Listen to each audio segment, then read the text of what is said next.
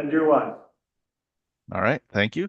Welcome to the December 13th meeting of Joint Information Technology Oversight Committee. This is going to be our last meeting of the year, and the intent here is to basically have a open discussion about things that next year's committees should take a look at. What we'll do here is identify the items that we want to suggest that next Jitoc look at, standing committees, etc. And just have that out in the public record here for folks to be able to review. We can't obligate next year's assembly to do anything, but having the conversation now will allow members to hit the ground running and be prepared to get the ball rolling early. Okay. Um, Senator Renner has kindly offered a written version that has already been sent to committee members and House and Senate leadership. So that's identified several items. I don't know that we necessarily need to duplicate efforts there since she's put so much effort and thought into writing out positions on those. But I'd like to open it up for general discussion. The first thing that comes to mind for me is suggesting that next year's assembly perhaps take a look at rewriting how the telecom plan is written. There was a little bit of confusion about that this year, so there's an opportunity for clarifying the language on that. And with that, I guess round robin, as it were, or whoever wants to go first to name items.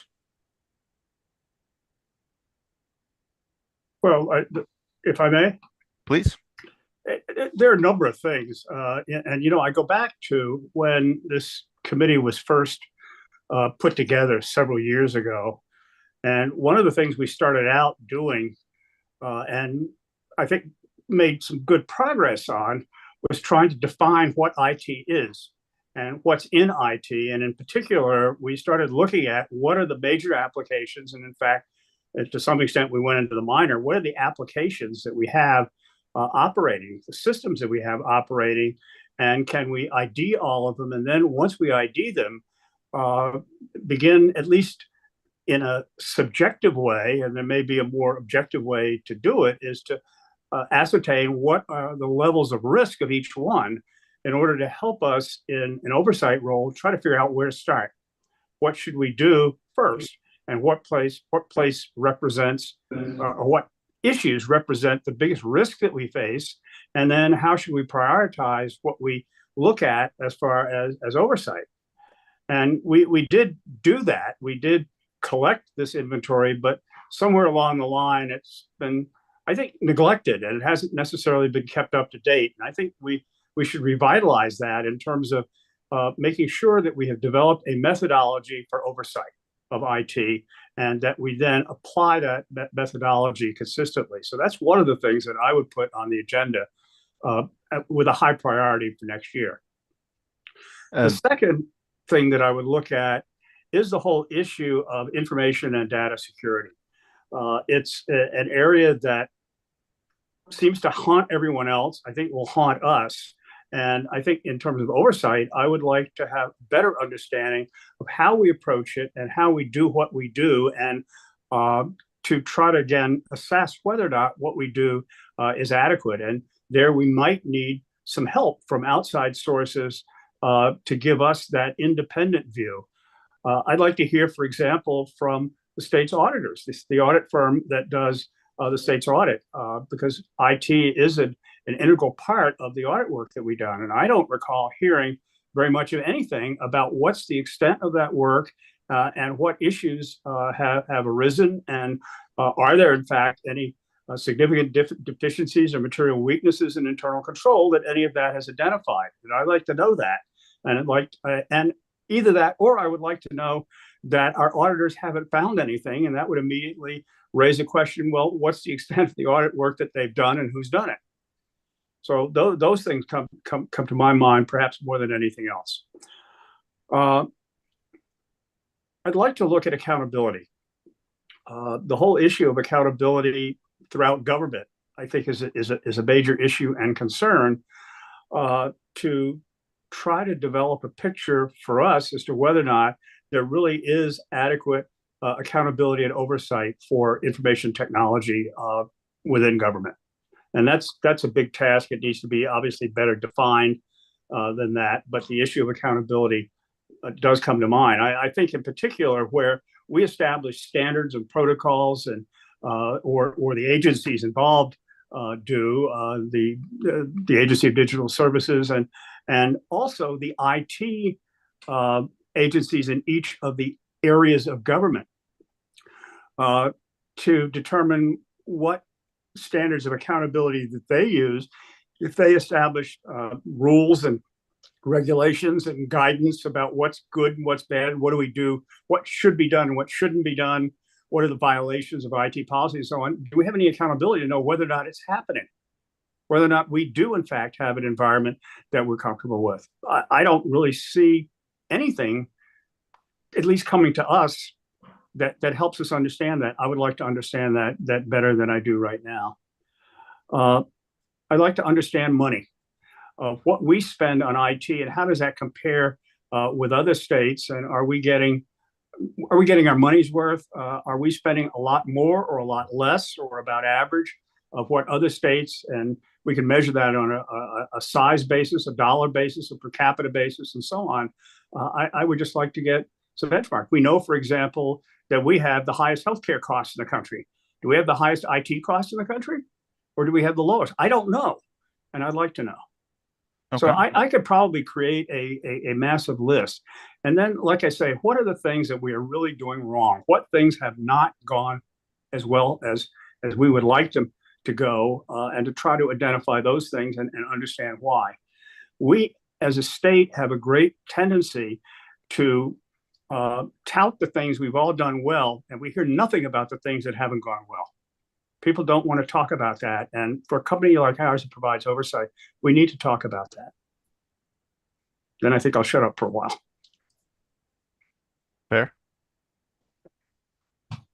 Rep. Sibilia, I saw you go off mute. Did you have additional items?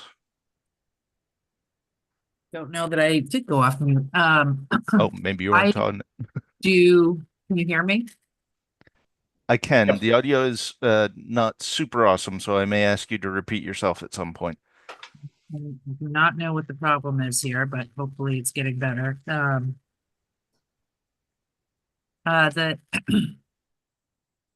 I wonder about alignment between House and Senate and Jitoc and IT in general, oversight of IT. I was really struck by the 130 projects that are going on right now in state government, and definitely echo, I believe, what I understood Senator Brock to say around needing to make sure that we're providing oversight, doing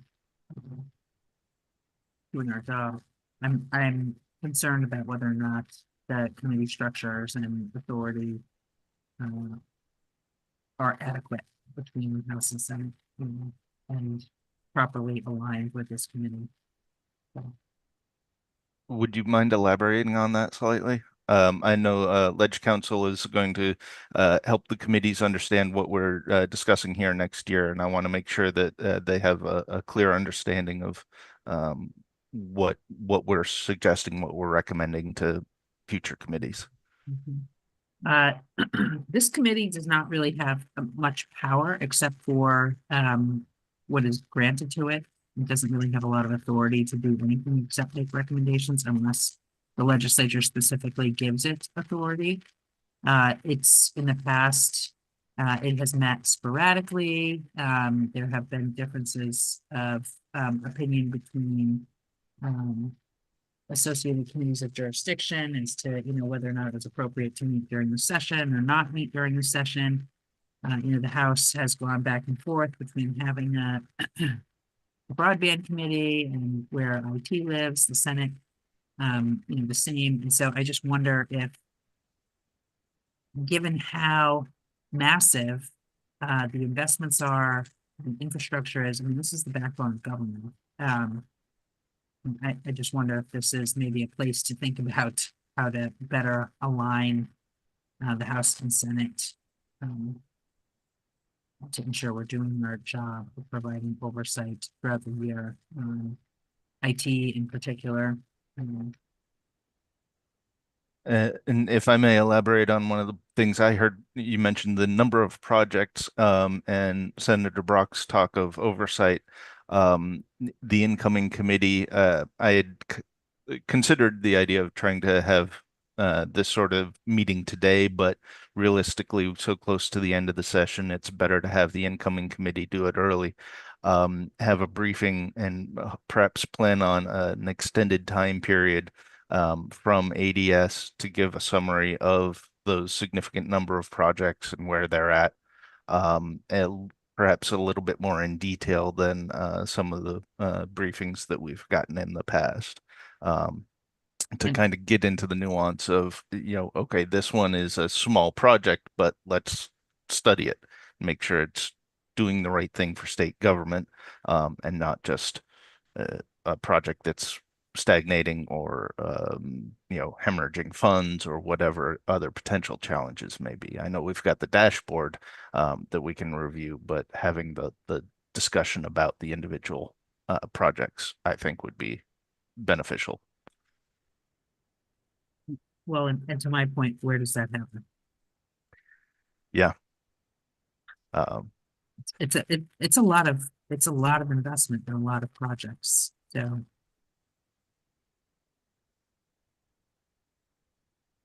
that's it for me. okay. I think there were a couple of specific projects that I would recommend, probably the standing committees, as well as Jitoc look at, the same ones we expect, UI, IE&E, the ERP project, as well as an update on the judiciary and the state infrastructure expansion update projects. We haven't heard much about that this year. I believe the judiciary branch is progressing, if not uh, basically complete, but we haven't had an official report on that just yet. So having that in January would probably be beneficial. And same for what the state's doing. And by state, I mean ADS, executive branch. Go ahead. I think in addition to agreeing with everything everybody said, and also what Senator Renner put in that memo as well. I think one of the biggest things for me from a specific thing that was brought up is I don't know if like 3303 and stuff needed to be adjusted, but the fact that we get get requests for approvals of money when the money is seemingly already tied up in contractual obligations versus being able to like have a committee that is approving contractual obligations before when they know that there's going to be a money commitment, that just seems off to me. So this committee in general has felt like we are watching things happen without really being able to like do much about them. As far as yeah, putting up guardrails or stop signs. I don't know. I think that needs to be looked at. Agreed.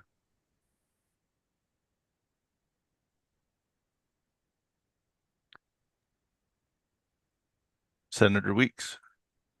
Uh, Thank you, Representative Chase. So I still consider myself a new guy. I'm taking the position of observing this committee and seeing how it functions and such. I like Randy's outline. I agree with everything he said. From my perspective, my business background, I get it. I would be interested in hearing Senator Renner's kind of summary of her input that we all have received, I think it's appropriate to give her an opportunity to at least address, some of the, high value items in there and go from there. I'm still I'm really in listening mode to see what this committee's real function is and what its future direction is. Certainly. Senator Renner. Thank you, Mr. Chair. I guess I would respond to a couple of things I've just heard, if I may. One is more auditing. I don't recall Jitoc spending any time looking at what the state auditor has written over the last 18 months to 2 years. And I think that's a valuable place to start. His team has been looking hard at some of the broadband issues and the risks involved. And we've never even used his audit report. So I think that's a really good place to start, and it doesn't mean we have to reinvent a wheel. Those reports are sitting on his website. I'm all for getting official reports, and I hope that Jitoc does next year. But to me, what's more valuable are the reports from the folks on the street. When I first knocked on doors 2.5 years ago, someone in my district said, if you get elected to the Senate, would you please promise me you will never spend $500 million on a system that doesn't work? And I said to him, Vermont doesn't have $500 million. And he said, oh, yes, they did. Over 20 years, I watched after consultant after consultant after consultant got money. And the system never worked. And it would be great if that were just a one-off, but talking to other folks, it's apparent to me that that's not a single instance. It's happening in many different places, and the official reports seem to be covering it up. And a week ago, I asked Denise Riley Hughes for a list of independent reviews that we haven't seen all year, but should be in her possession, according to 3303. I'm still waiting for them. I thought there was a couple of day turnaround for requests like that, and I'm still waiting for these reports. And it's frustrating to me over and over and over again over the past 2 years, asking for information from people who should have these things at their fingertips per statute. And they don't have them, or they're not willing to release them to those of us who are tasked with doing oversight. And that's incredibly frustrating. And I hope that the new Jitoc sees a new responsiveness from the executive branch. I'm not optimistic, but I really hope they do. What things haven't gone well? Well, I gave you 17 of them in this memo. That's about the time I petered out. There are certainly many more issues throughout recent history that people who are in the know could give you and provide context. Question is, who's going to tackle them?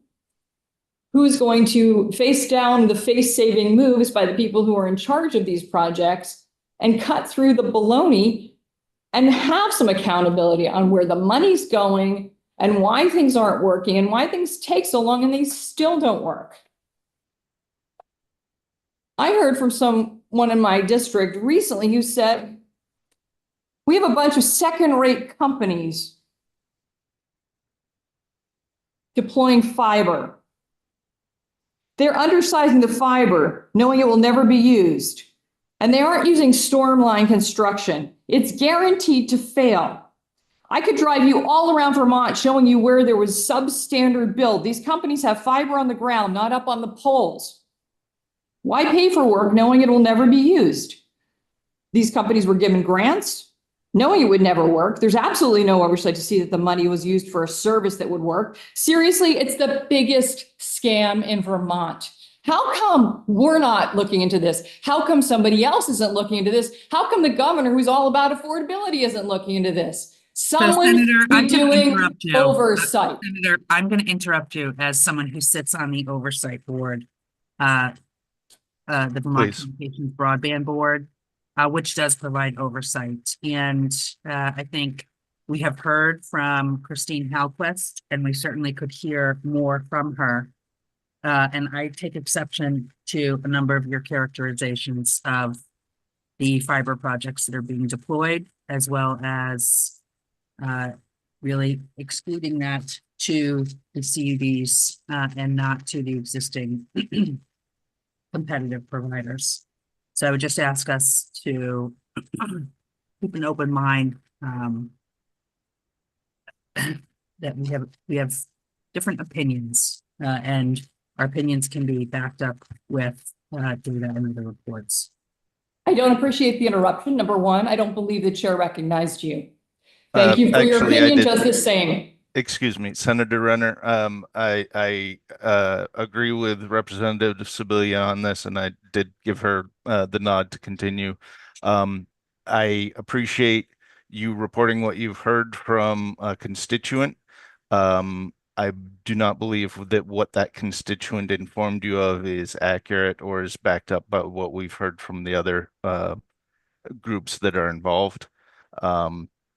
I agree that it is certainly something that needs to be continued to watch and actively managed rather than passively hoping for the best. So with that, please continue. My concern is that these are people with boots on the ground. They're laying the fiber. They're seeing people that are laying the fiber. I don't know that any one of us have that boots on the ground feeling. And so my concern is that we are discounting the actual experience of Vermonters who see their tax dollars and grants from the federal government and the state government being wasted. And we are very willing to say it's okay. And I also would question whether we have a conflict of interest having people on Jitoc overseeing things that they also have another hand in. Excuse me, Mr. Chair. Please. That is an issue that has been brought up on multiple occasions and has been addressed on multiple occasions. So I don't appreciate that continuing to be questioned when we have addressed it on multiple occasions. Heard.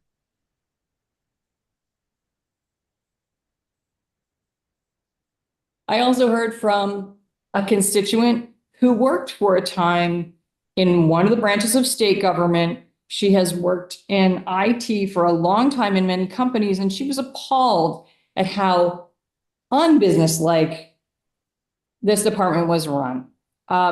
It was astounding to her that whenever she made a suggestion or tried to add some efficiencies into her department, she was immediately silenced and told we don't do it that way. And I think that's unfortunate because if we're not willing to be open to folks who come in from the outside, whether it's constituents who have an opinion because they have time to watch these things and they have a background in technology, or people who actually, again, have boots on the ground inside state government and are saying, whoa, this is not being run like a business. I think it would do us well to heed those opinions and not ostracize them and wait till they quit and find another job back in the business world. I think they could bring really valuable input to us. And those are the voices that we might want to give some weight to in the future and not just department heads and folks that are giving us the official reports. Understood. Can I ask you to clarify which department you were referring to? I think I missed that. I'm not going to finger a particular department because there are so many departments here that use computer technology, as you can imagine from having 130 projects. Okay.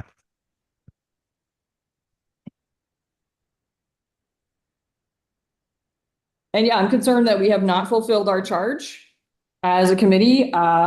It's concerning to me that we have waited a really long to meet each year of this past biennium, this current biennium. I wish we had met on a monthly basis. And that's why I did send a memo last week, I believe it was, asking that, at least on the Senate side, we add IT to one of the existing standing committees so that it gets regular attention and that we can really focus on oversight of 130 projects rather than one or two as we have the past 2 years. Thank you.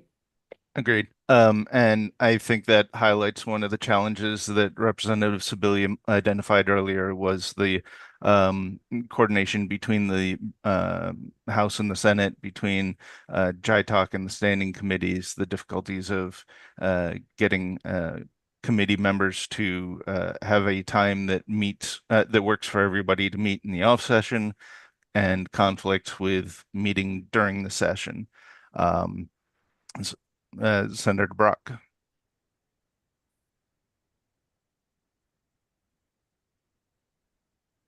Just want to clarify that in the Senate decided a couple of years ago that IT as a function belongs to the Senate Finance Committee, and it has been operating in that fashion since then. This is not new. Senator, can you clarify? Is it specifically itemized IT as one of oversight their? in the Senate is Okay. a function of the Senate Finance Committee, and issues relating to IT overall belong in the jurisdiction of the Senate Finance Committee. Okay. Having less understanding of how the Senate side does things, I appreciate that clarification.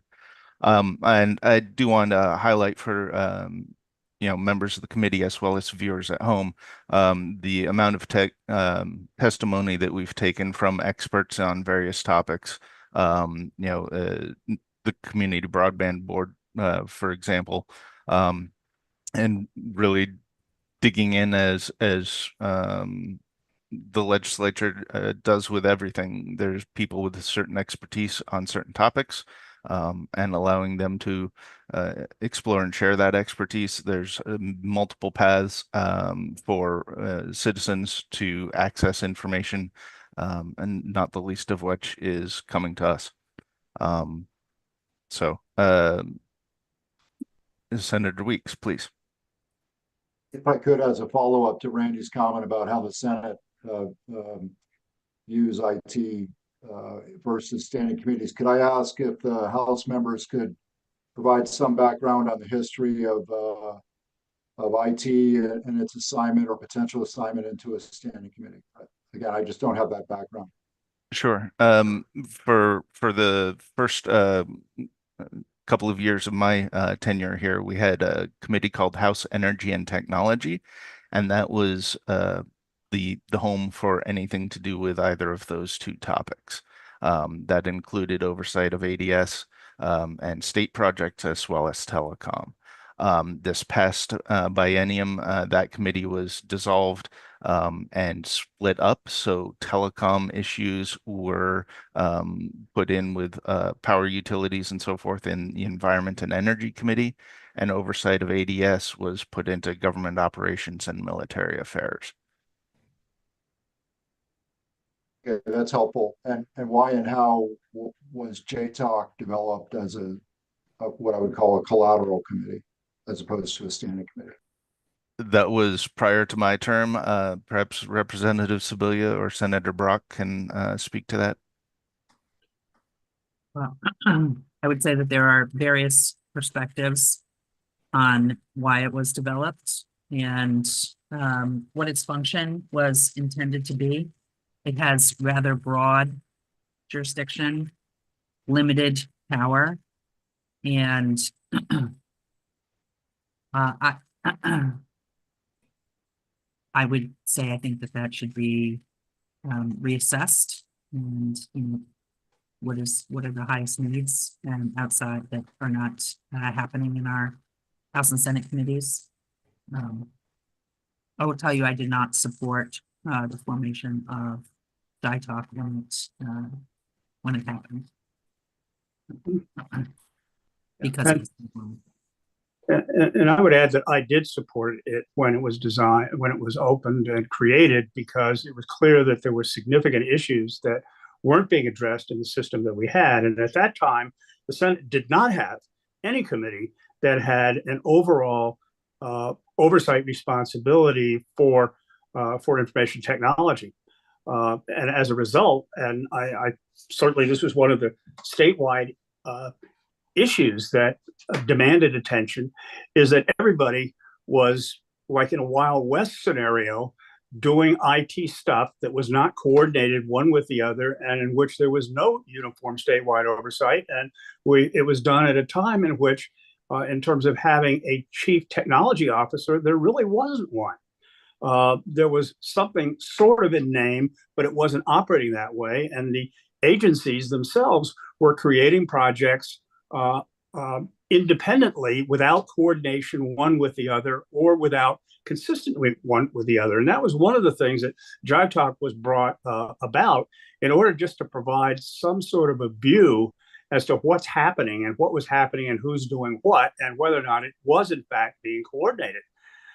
Now, that said, since Jitoc has been around for a while, I think that one of the things we certainly ought to look at next year is the charter that Jitoc has the right one?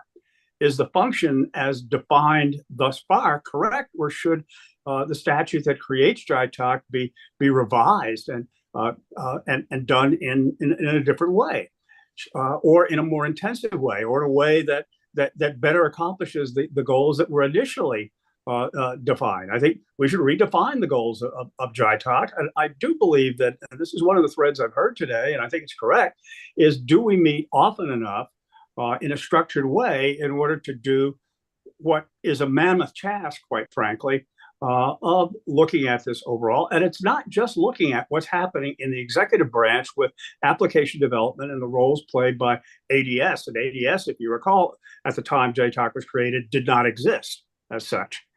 And so we are in somewhat of a new landscape. And I think we, as a committee, have perhaps more experience than we had when this was started. And the state as a whole has more experience in the issues associated with having a coordinated, logical IT program. One of the areas that I think is still deficient is looking at the enterprise, state government as a whole, because we do have these three separate and distinct branches, which at the time we first were created had never even sat down and met with each other.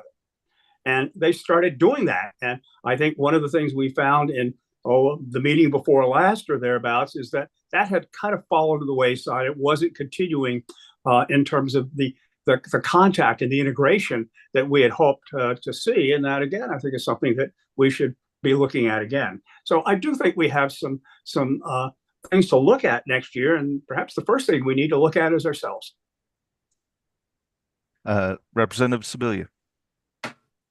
Yeah, I just wanted to add, or actually ask Randy or Ledge Council if they're listening, Senator Brock or Ledge Council if they're listening. I believe Jitoc was formed before ADS. Is that right? Yeah. I think so, yeah. So another reason for really looking at the overall charge. I think that's kind of a common theme. Sorry, did you have more to? That's it. Thank you. Okay. Kind of a common theme of making sure everything's updated. There are certain things in the legislature that deal with legacy practices that don't change very often or very much. I think the IT and telecom environments are at the forefront of things that change, not the least of which is the resurgence of, the emergence of AI as something to keep our eyes on and make sure that we're aware of how it's affecting people's lives, how it's affecting our government, how it's affecting our security. And that's just in the time that I've been here. So I definitely agree and support the notion that some introspection on updating at least Jitoc, if not other segments of the legislature, would be a prudent move. Senator Renner. Thank you, Mr. Chair. I guess I would want to expand on what Senator Brock said about IT being under finance. A number of things that we would consider IT are under finance, a lot of the telecommunications things, as well as some of the energy planning, grid reliability, things like that. But you may recall, some of you may recall, that there was kind of a standoff recently in the first year of the biennium between two committees that wanted to have jurisdiction over public safety's regional dispatch, right? So there was sort of this standoff between government operations, which you might not think was involved in IT, but indeed they have a claim to it, and finance. And so the fact that government operations is in there tells me not all IT policy governance is under finance. And then there are things like the data privacy bill that we dealt with that came out of the economic committee on the Senate side, I believe. And so maybe that's because everything else falls to that committee. I don't sit on it, but I think there are a number of committees that have claim to issues that we might consider under the IT umbrella. So I think we have to be really careful about saying whether IT is currently even under one committee, or if indeed it's under at least 3 committees in some formats, and at least on the Senate side, that needs to be cleaned up. Thanks. Senator Brock. Well, there are, IT touches everything in government, as I think we all well know. And when there are areas, and public safety is one of them, that touches a bit of several different areas. The issue of overseeing state public safety activities is a function of government operations. IT oversight and telecommunications has the oversight function in the Senate of Senate Finance. And what happens when there is a conflict is we get together, and we get together under legislative leadership, and we try to divide out who's going to handle the oversight of which major issue. And that we certainly in the telecommunications area and in the public safety communications, we did. I think that's the very key point, is IT touches everything and everything uses IT. So it's by its very nature going to be somewhat messy. Yeah.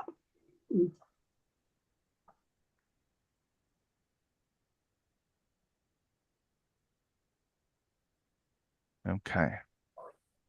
Let's see. Yes, Representative Sibilia. Mr. Chair, I have not gone on our webpage, but I've received a request for Senator Renner's letter. I'm presuming that is going to be posted to our page, right? It was emailed to all of us as well as House and Senate leadership. I can get it to Mike. Okay. Sorry about that. Okay.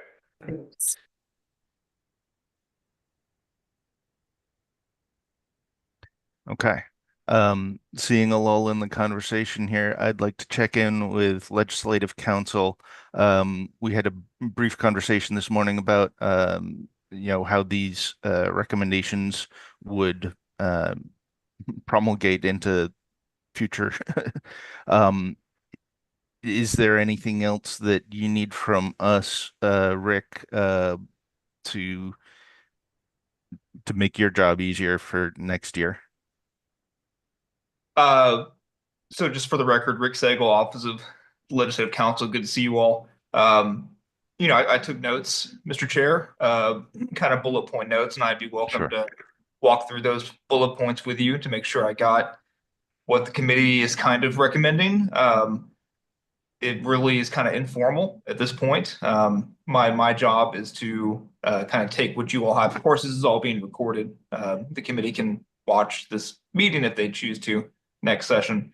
But my job is to use this meeting and the notes I'm creating to give the committee guidance if they choose to ask me for guidance.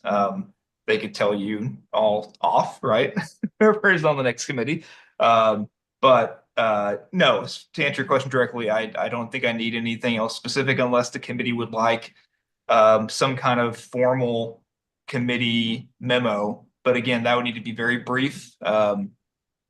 It would need to be kind of, not informal, but it would need to be just kind of 1 or 2 lines of text that we could all agree to in the next 20 minutes. And I know your team is fully pressed for time leading up to the next session. So given the fact that we can't actually obligate the future members to do anything, I think it's perfectly fine to leave it in the format of this video, as well as trust on the returning members. I imagine there will be at least a certain amount of overlap in next year's iteration of Jitoc to share the knowledge and carry that institutional knowledge forward.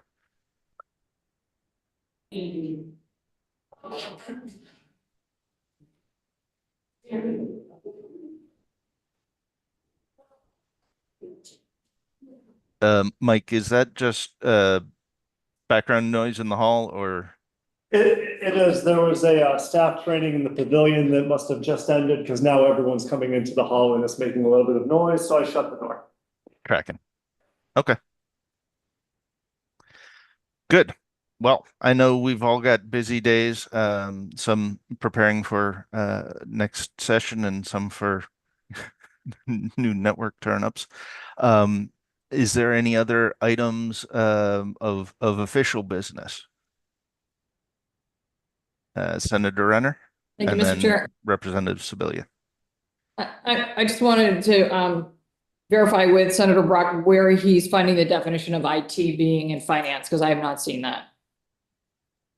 Well, I don't think there is any more definition of it being in finance as it is for many of the other things that finance has operational oversight for within the Senate. This is something that's well known in the Senate, and when there is a bill that's associated with this, that's where it goes. Okay. Thank you. That's not clear to me why things that are not specifically listed as under finance wouldn't go to, say, economic development, because they are the catch-all committee. So I guess I would seek clarification on that as well if I were coming back in next year. Thanks. Representative Sibilia. I just wanted to say thank you for your leadership of the committee this past year, and Senator Brock's in the previous year, and Thank you. looking forward Thank to you. next year. And I hope things go well for you on the other side, Representative Chase. Thank you. Mhm. And I want to thank all of you for your patience in working with me and meeting when we could. I also want to thank Mike for his magnificent contribution. I'm not sure that our committee would, or even the State House would be in the same condition as it is now without his assistance and guidance. So, Mike, thank you very much. And officially, I would like to wish you the best in your future endeavors. Thank you. Thank you, Mike. All right.